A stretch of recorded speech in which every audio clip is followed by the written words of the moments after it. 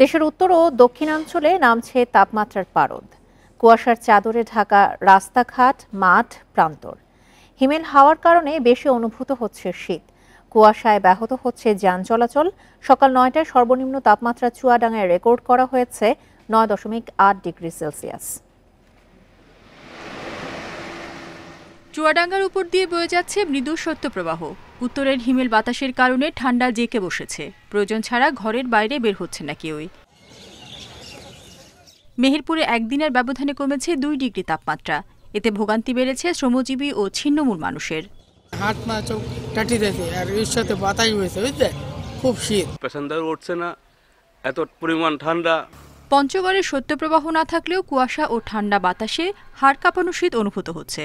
কৃষিকাজ ব্যাহত হওয়ার পাশাপাশি রোজগার কমেছে শ্রমজীবী মানুষের। যে কনকনে শীতে বাতাস বইতেছে, তবুও আমাদের পঞ্চগড় থেকে তেঁতুলিয়া আমাদের কাজে চাপে আমাকে যেতে হচ্ছে। কিন্তু আমি তবুও হাত মোজা পরে আছি, কিন্তু সাধারণ পাবলিক কি করবে? দিনাজপুরে গত ৩ দিন ধরে দেখা মিলছে না সূর্যের। ঘন কুয়াশায় দিনের বেলাতেও হেডলাইট জ্বালিয়ে চলাচল করছে যানবাহন। একই অবস্থা রংপুর, ঠাকুরগাঁও ও নীলফামারীতেও। শীতের তীব্রতা বাড়ায় বিপাকে খেটে খাওয়া মানুষ। এখন শীত কয়েকদিন ধরে খুব বেশি, এমন শীত মানুষ আগুন ছাড়া বাঁচতে পারে না। প্রচুর ঠান্ডা, ঠাকুরগাঁও ঘর থেকে বাইর হওয়া যায় না। রাত থেকে এখন পর্যন্ত মনে করেন আপনার কুয়াশা দিয়ে ঢাকানো, কিছুই দেখা যাচ্ছে না। মেঘলা আকাশ ও ঘন কুয়াশায় শীতের তীব্রতা বেড়েছে বরিশালেও। দুপুর পর্যন্ত দেখা মিলছে না সূর্যের। দিনের তাপমাত্রা আরও কমার পূর্বাভাস দিয়েছে আবহাওয়া অফিস। রেশমি নন্দী, ইন্ডিপেন্ডেন্ট নিউজ। শীত পরিস্থিতি নিয়ে জানাতে চুয়াডাঙ্গা ও পঞ্চগড় থেকে যোগ দিচ্ছেন আমাদের সহকর্মীরা। শুরুতেই যাচ্ছি চুয়াডাঙ্গায়, জানাবেন সহকর্মী মানিক আকবর। মানিক আকবর, আজকে তো চুয়াডাঙ্গায় সর্বনিম্ন তাপমাত্রা রেকর্ড করা হয়েছে। শীতের প্রভাব সেখানে কেমন দেখছেন, আর হাসপাতালগুলোর কি অবস্থা, আশপাশের জেলার কি অবস্থা, সবশেষ জানাবেন। আজকে চুয়াডাঙ্গায় দেশের সর্বনিম্ন তাপমাত্রা ৯.৮ ডিগ্রি সেলসিয়াস। আর এই তাপমাত্রা কমে যাওয়ার কারণে সব শ্রেণী পেশার মানুষকেই আসলে কষ্ট পেতে হচ্ছে। আমি খুব সকালে চুয়াডাঙ্গা শহর ঘুরে দেখেছি, যেখানে দিনমজুর শ্রেণীর মানুষ যারা কাজের সন্ধানে চুয়াডাঙ্গা শহরে এসেছিলেন, তারা অনেকেই কাজ পাননি। তারা বলছেন যে তীব্র শীত থাকার কারণেই তারা কাজ পাচ্ছেন না। আর যারা রিক্সা ভ্যান চালক, তারা বলছিলেন যে যেহেতু শহরে মানুষের আনাগোনা কম, যে কারণে তারা পর্যাপ্ত যাত্রীও পাচ্ছেন না। আর শ্রমিক এবং রিক্সা ভ্যান শ্রমিক, তারা বলছেন যে তাদের সারাদিনের উপার্জন কিন্তু কমে গেছে। শুধু আজকের এই তাপমাত্রার পাশাপাশি গতকালও তাপমাত্রা নিচের দিকে ছিল, যে কারণে কালকেও শীত, গতকালও শীত ছিল। আর আজকে সকাল থেকে হিমেল হাওয়া বয়ে গেছে, যে কারণে শীতের যে তাপমাত্রা ৯.৮, তার চাইতে বেশি শীত অনুভূত হয়েছে। এখানকার মানুষজন বলছেন যে হাড় কাঁপানো শীত বলতে যা বোঝায় তা দেখা যাচ্ছে চুয়াডাঙ্গায়। একই অবস্থা কিন্তু মেহেরপুর এবং ঝিনাইদহেও, এই দুটি পাশের জেলা একই অবস্থা। কুষ্টিয়া এবং যশোরের অবস্থাও একই রকম। সেখানেও তাপমাত্রা থাকছে নিচের দিকে। তো এখানকার মানুষজন, এই অঞ্চলের মানুষজন বলছেন যে যেহেতু তাপমাত্রা একেবারে নিচে নেমে এসেছে, মানুষকে কষ্ট পেতে হচ্ছে। সেই সাথে দেখা দিয়েছে নানান রোগবালাই, অনেকেই অসুস্থ হয়ে হাসপাতালে ভর্তি হচ্ছেন। তো হাসপাতালের চিকিৎসকরা বলছেন হাসপাতালে রোগীর চাপ বেড়ে যাওয়ার কারণেই তা সামাল দেওয়া তাদের জন্য কষ্টকর হয়ে পড়ছে। আমি চুয়াডাঙ্গা সদর হাসপাতালে দেখেছি, ডায়রিয়া ওয়ার্ডে স্বাভাবিক সময়ে যে রুগী থাকে তার চেয়ে ৩ গুণ বেশি রুগী হাসপাতালে। আজকে দুপুর পর্যন্ত সেখানে ভর্তি ছিল ৭০ জন রুগী। আর শিশু ওয়ার্ডে ধারণ ক্ষমতার চেয়ে দ্বিগুণ রুগী ভর্তি রয়েছে। তো চিকিৎসকরা বলছেন যে এই সময়টা খুব সাবধানে থাকতে হবে, সতর্কতার সাথে থাকতে হবে। শিশুদের প্রতি বাড়তি যত্ন রাখতে হবে, যাতে কোনো ক্রমেই কোনো শিশু অসুস্থ হয়ে না পড়ে। কেউ কোনো কারণে অসুস্থ হলে দ্রুত নিকটস্থ হাসপাতালে গিয়ে চিকিৎসা নিতে হবে। তো সব মিলিয়ে তীব্র শীতের কারণে যেহেতু তাপমাত্রা ১০ ডিগ্রির নিচে, মানিক আকবর, আপনি আমাদের সঙ্গে থাকুন। এবার আমরা যাচ্ছি পঞ্চগড়ে, সেখান থেকে জানাবেন আমাদের সহকর্মী শফিকুল আলম। শফিকুল, আমরা দক্ষিণ পশ্চিমাঞ্চলের তথ্য শুনছিলাম, সর্বোত্তরের পঞ্চগড়ের কি অবস্থা, আশপাশের জেলাগুলোর খবর সম্পর্কেও একটু জানাবেন। আর সেখানে যে খেটে খাওয়া মানুষ আছে, তাদের কি অবস্থা এই শীতে? দেখুন, তেঁতুলিয়া আবহাওয়া অফিসের তথ্য যদি আমি বলি, তাহলে পঞ্চগড়ে কিন্তু 3 দিন আগেই শৈত্যপ্রবাহ ছিল, মৃদু শৈত্যপ্রবাহ, এটি কিন্তু গতকালকে এবং আজকে কিন্তু নেই। সর্বনিম্ন তাপমাত্রা বেড়েছে এবং আমরা যেটা দেখছি গতকালকে সর্বোচ্চ তাপমাত্রা, আমরা যেটা অর্থাৎ দিনের গড় তাপমাত্রা বলে থাকি, সর্বোচ্চ তাপমাত্রা কিন্তু অনেক কমে গিয়েছে। এটি ছিল 25 থেকে 27-এর মধ্যে উঠানামা করছিল। গতকালকে আমরা সর্বোচ্চ তাপমাত্রা রেকর্ড করেছে আবহাওয়া অফিসের পক্ষ থেকে 15 ডিগ্রি সেলসিয়াস। আজকে কিন্তু সেটি যদিও বেড়ে 20 ডিগ্রি সেলসিয়াস রেকর্ড করা হয়েছে, তাও কিন্তু আসলে স্বাভাবিকের চেয়ে অনেক কম। এর প্রভাবে আমরা আসলে দেখছি যে সকাল থেকেই কিন্তু ঘন কুয়াশায় ঢেকেছিল গোটা এলাকা, সাথে উত্তরের হিমশীতল বাতাস। মূলত এই শীতল বাতাসের কারণেই কিন্তু কনকনে হাড় কাঁপানো শীত অনুভূত হচ্ছে। আমরা দেখছি যে দুপুর নাগাদ কিন্তু আমরা সূর্যের আলো দেখতে পেয়েছি, চারদিকে ঝলমলে রোদ ছড়িয়ে পড়লেও কিন্তু সেই রোদের তেমন উত্তাপ নেই, এখনও বাতাস রয়েছে। বাতাসের কারণে কিন্তু কনকনে শীত অনুভূত হচ্ছে। আর আপনি যেটি বলছিলেন যে খেটে খাওয়া মানুষ, আসলে আমরা পঞ্চগড়ে দেখি যে প্রত্যেক বছর শীতের সময় এই মৌসুমে কিন্তু খেটে খাওয়া মানুষের আমরা একটা দুর্ভোগ দেখতে পাই। তার কারণ পঞ্চগড়ে কিন্তু অসংখ্য মানুষ কৃষি শ্রমিক রয়েছে, অসংখ্য চা শ্রমিক রয়েছে, পাথর শ্রমিক রয়েছে। বিশেষ করে যারা পাথর শ্রমিক, বালু শ্রমিক, তারা কিন্তু হাঁটু জলে নেমে নদীর থেকে তারা পাথর সংগ্রহ করে, তারা বালু সংগ্রহ করে। এর বাইরে যে চা শ্রমিক রয়েছে, চা শ্রমিক তেঁতুলিয়া উপজেলার বিস্তীর্ণ চা এলাকা রয়েছে, এই চা শ্রমিকরা কিন্তু খুব সকালেই অর্থাৎ কাকডাকা ভোরেই কিন্তু তারা চা বাগানে নামেন, তারা চা কর্তন করেন।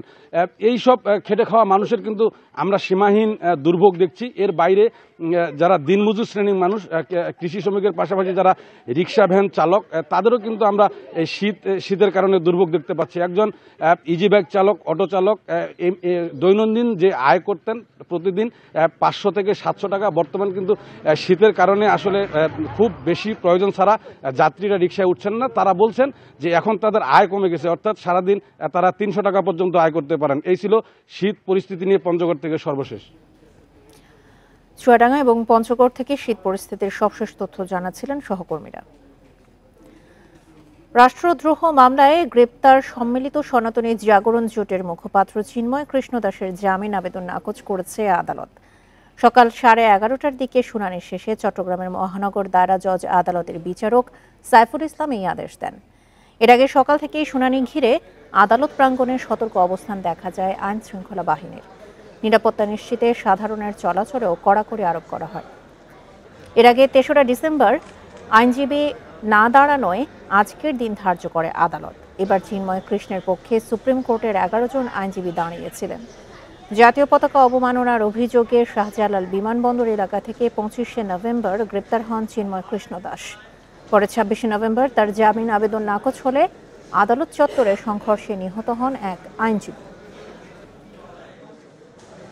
আজকে জামিন শুনানি হয়েছে, রাষ্ট্রপক্ষ আপত্তি দিয়েছেন, বলেছেন যে এটা রাষ্ট্রদ্রোহী মামলা, এটা যাবজ্জীবন সাজা, এই কারণে শুনানি আনতে জামিন নামঞ্জুর হয়েছে। আমাদের পরবর্তী কার্যক্রম আইন অনুযায়ী আমরা উচ্চ আদালতে এটা উপস্থাপন জামিন পিটিশনটা আমরা আমাদের কথা বলেছি, পতাকা কোনো অবমাননা হয়নি, এতটুকু কথা। গাজীপুরের শ্রীপুরে তুচ্ছ ঘটনায় হাসিবুল ইসলাম নামে এক ওষুধ ব্যবসায়ীকে পিটিয়ে হত্যার অভিযোগ উঠেছে। এ ঘটনায় 2 জনকে আটক করেছে পুলিশ। বুধবার রাত 2টার দিকে কেওয়া পশ্চিম খণ্ড এলাকায় এই ঘটনা ঘটে। পুলিশ জানায় রাতে ঢাকা থেকে স্ত্রীকে নিয়ে প্রাইভেট কারে করে বাসায় আসেন হাসিবুল। এ সময় 8 থেকে 10 জন তাদের গালিগালাজ করে। প্রতিবাদ করলে হাসিবুলের সঙ্গে বাকবিতণ্ডা হয়। এক পর্যায়ে হাসিবুলকে মারধর করে তারা। আহত অবস্থায় তাকে হাসপাতালে নেওয়া হলে চিকিৎসক মৃত ঘোষণা করেন।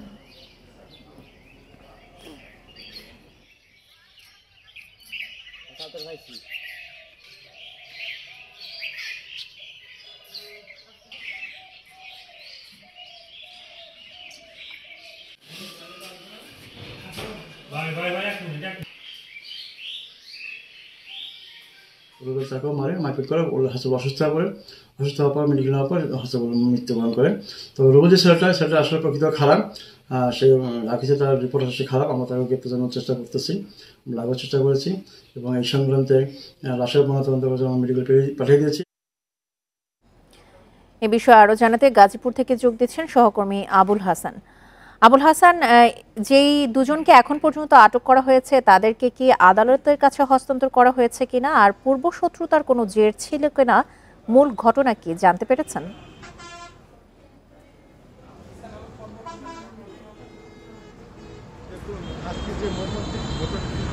এই বিষয়টি নিয়ে আমি থানার ভারপ্রাপ্ত কর্মকর্তা রয়েছে নিহত হাসিবুল ইসলাম, সে হাসিবুল ইসলাম কিন্তু ঢাকায় তার স্ত্রী সহ একটি প্রাইভেট কার দিকে গিয়েছিলেন এবং রাত্রে 2:30টার দিকে তিনি যখন তার বাসার সামনে নামেন তখন একজন লোক তারা কিন্তু হইচই করতেছিল এবং সেখানে হইচই করা অবস্থায় তিনি তাদেরকে কারণ জিজ্ঞেস করলে তারা তাদেরকে হাসিবুল ইসলামকে বলেন যে এত রাতে তারা কোথা থেকে এসেছে। এই সূত্র ঘটনাটা নিয়ে কিন্তু তর্ক বিতর্ক হয় এবং বাক বিতর্ক জড়িয়ে পড়ে। এক পর্যায়ে সেখানে তাকে যে উপস্থিত লোকজন তাকে সেখানে কিন্তু 3 ঘুষি এবং লাঠিপেটা করে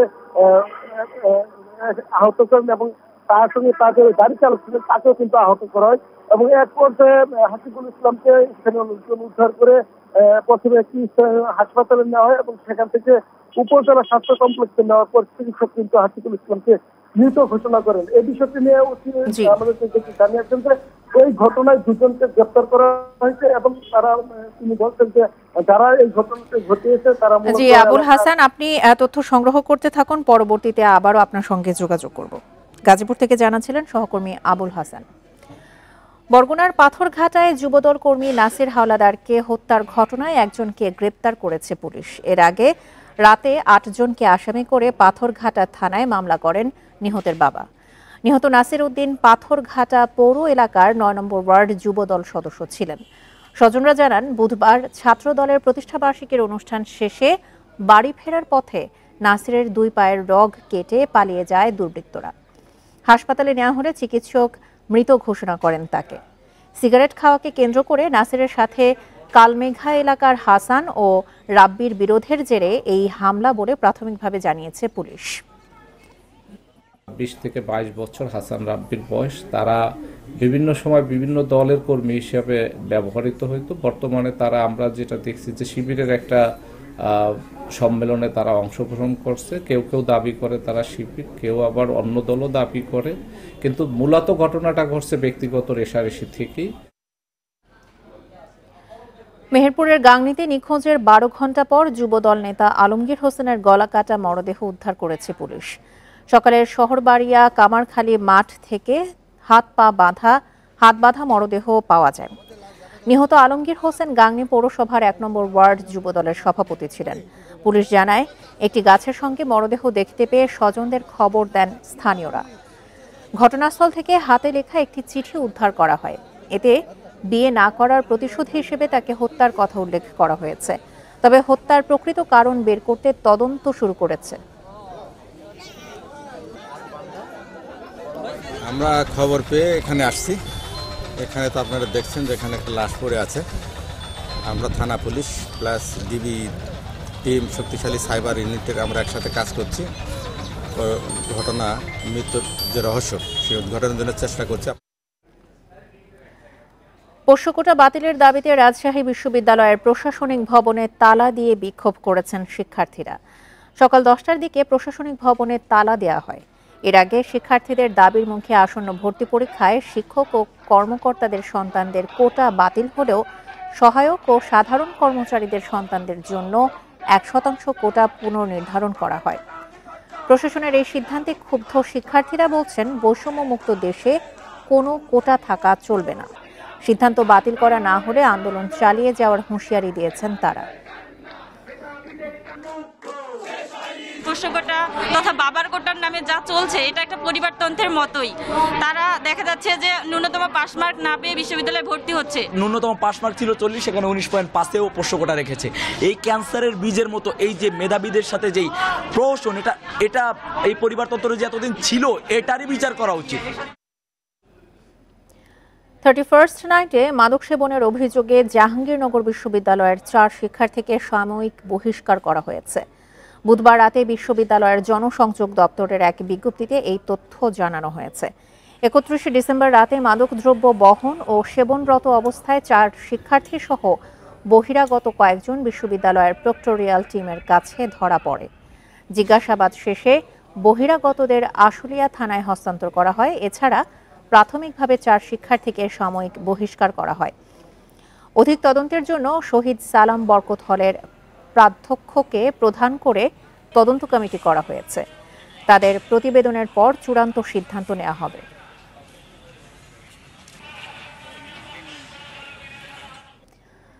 খাগড়াছড়িতে পাটাতন দেবে যাওয়ার 2 দিন পর বেইলি সেতুতে আবারও যান চলাচল শুরু হয়েছে। মেরামত কাজ শেষ হওয়ায় সকালে দীঘিনালা লংগদু সড়কে যান চলাচল শুরু হয়। 2 দিন বন্ধ থাকার পর রাঙামাটির লংগদু উপজেলার সাথে খাগড়াছড়ি সহ সারা দেশের যাত্রী ও পণ্যবাহী যান চলাচল স্বাভাবিক হয়েছে। এর আগে মঙ্গলবার সকালে দীঘিনালা লংগদু সড়কের চৌমোহনী এলাকায় অতিরিক্ত কাঠ বোঝাই ট্রাকের কারণে বেইলি সেতুর পাটাতন দেবে যাওয়ায় যানবাহন চলাচল বন্ধ হয়ে যায়। বিকল্প পথে মোটরসাইকেল, সিএনজি সহ ছোট যানবাহন চলাচল করলেও বন্ধ থাকে ভারী যানবাহন চলাচল। এতে ভোগান্তিতে পড়েন সড়কে চলাচলকারীরা।